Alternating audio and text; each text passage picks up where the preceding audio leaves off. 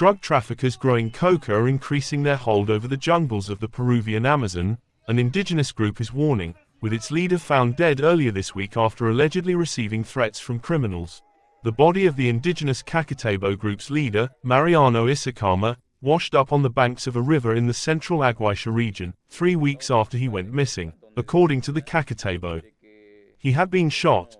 His disappearance kicked off an investigation by authorities, though the Cacatebo are now warning that they may choose to take justice into their own hands.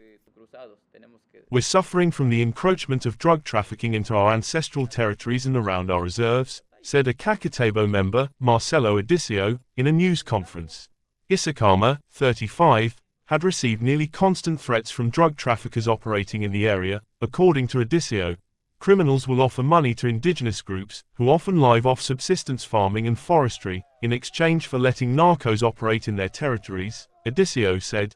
When their offers are rejected, the threats begin, he added. In the past 4 years, 6 Cacatebo heads have been killed and nearly 3 dozen indigenous leaders in the region have died in the past decade, Edicio estimated. He called for authorities to expel the outsiders. Coca is legal to grow in Peru, and can be chewed for energy or brewed into a tea to treat altitude sickness.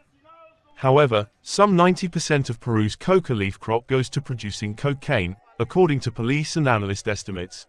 The coca crop spread through the Aguaisha region inched up some 3% last year, despite the coca leaf covering less area nationwide.